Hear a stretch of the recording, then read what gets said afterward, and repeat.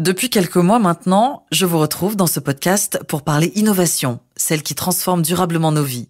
Je vous présente dans chacun de nos rendez-vous des concepts innovants, que ce soit dans le domaine de la santé, du transport ou des énergies renouvelables. Ces nouvelles technologies, ces solutions pour demain ont pour vocation d'améliorer la qualité de notre quotidien, de notre sécurité, de notre productivité, et avec toujours la volonté de contribuer à une meilleure protection de l'environnement. Vous le savez, Avant Demain est un podcast réalisé en partenariat avec EDF. Mais quelle place occupe l'innovation chez EDF ? Comment le groupe français encourage la créativité et les idées qui changent tout, avec notamment ses prix Startup EDF Pulse ? Et quelles retombées pour les lauréats ? C'est ce que nous allons voir dans cet épisode hors série. Je suis Ambline Roche, bienvenue dans Avant Demain, le podcast qui décrypte le futur, en sachant que c'est aujourd'hui que tout se joue.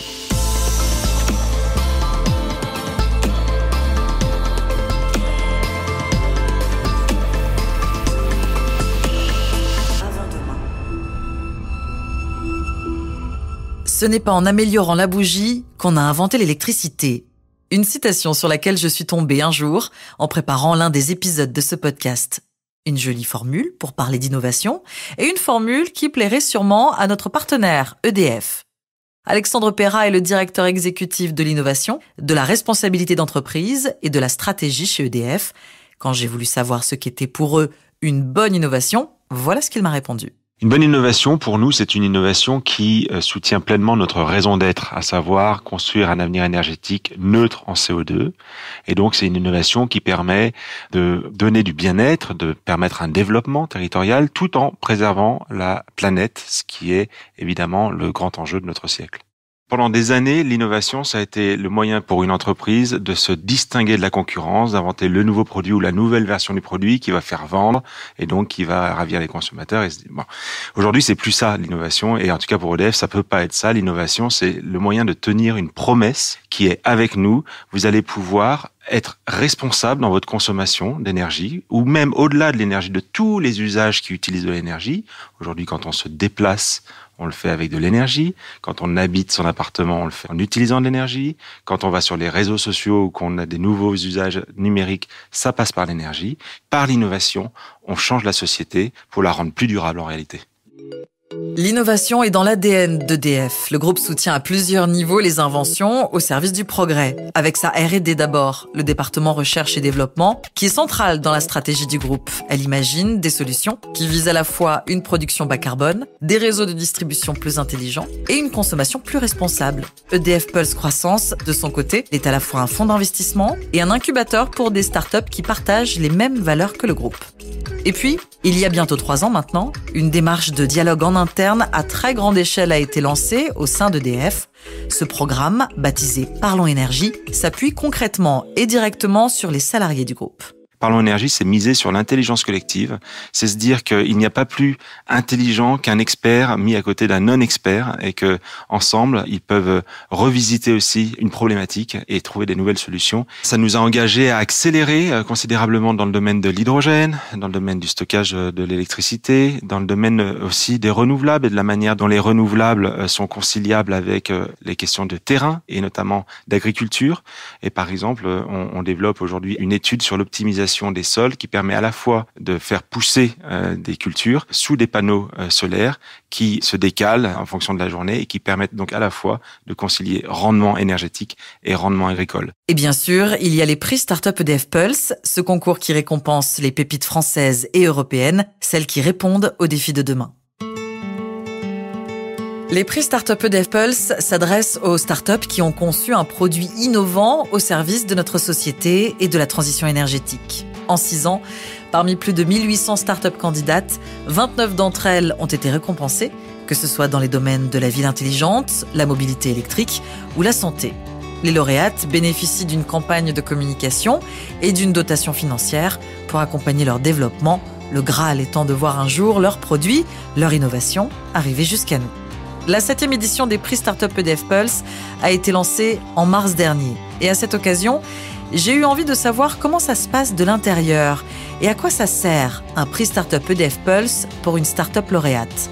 J'ai donc contacté Arnaud Langlais, fondateur de Panda Guide.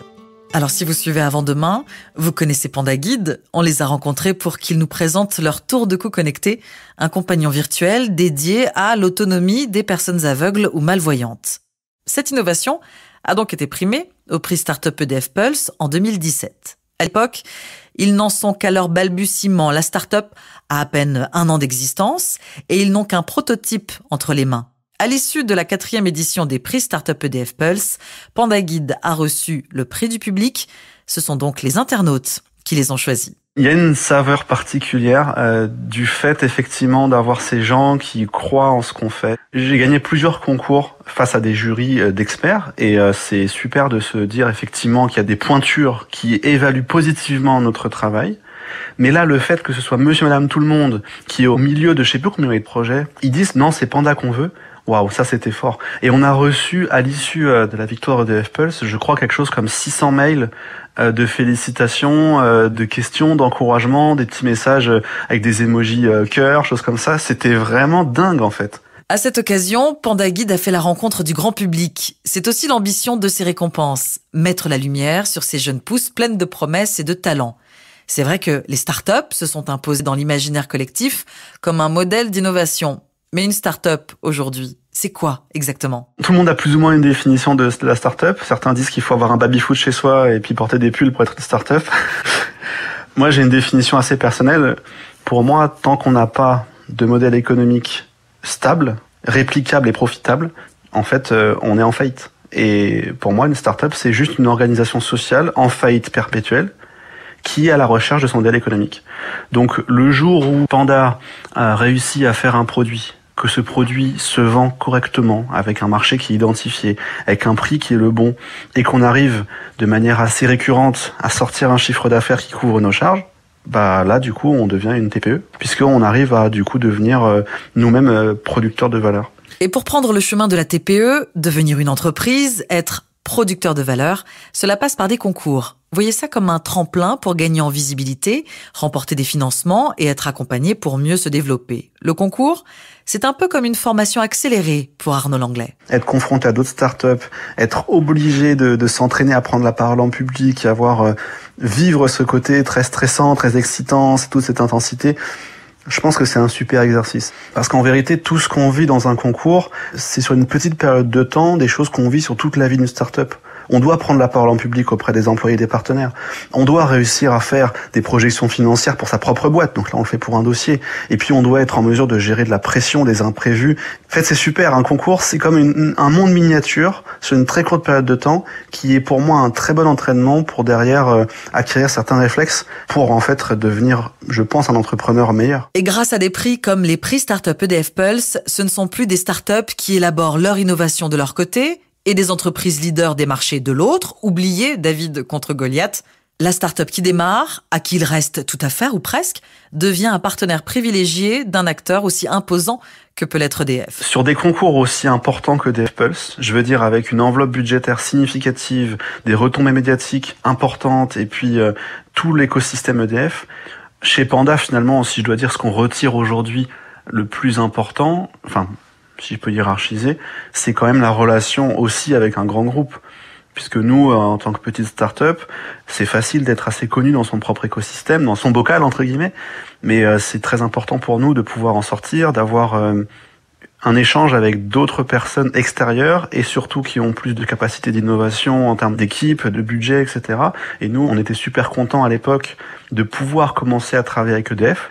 J'espère en tout cas de pouvoir continuer dans cette logique-là. Un échange de bons procédés. Alexandre Perra m'explique qu'un grand groupe comme EDF est en recherche constante de projets innovants, d'idées et de créations tournées vers l'avenir. On n'innove pas tout seul, on n'innove pas dans son coin. C'est vrai partout et c'est aussi vrai chez EDF. On a une vraie force d'innovation, mais on souhaite l'enrichir de tout ce qu'on trouve à l'extérieur de l'entreprise. Et donc, ces rencontres avec ces startups qui ont une histoire bien différente que celle que nous avons après 70 ans d'existence, elle nous est très précieuse et on peut les aider en leur offrant des cas d'usage qui leur permet de passer à l'échelle, mais il nous aide aussi en nous ouvrant une porte sur un domaine qu'on n'a pas forcément exploré en profondeur. Pour l'édition 2020 des prix Startup EDF Pulse, 12 finalistes sont encore en course. Et la remise des récompenses aura lieu le 1er décembre lors des Electric Days. C'est à vous de voter. sur edf.fr/prix-pulse pour élire la start-up qui obtiendra, comme Panda Guide il y a 3 ans, le prix du public. Je vous donne rendez-vous en tout début d'année prochaine pour faire la connaissance des lauréats des prix Startup EDF Pulse 2020 lors de 4 épisodes spéciaux de notre podcast. Et puis en attendant, je vous retrouve bien sûr dans un prochain épisode d'Avant Demain. À très vite.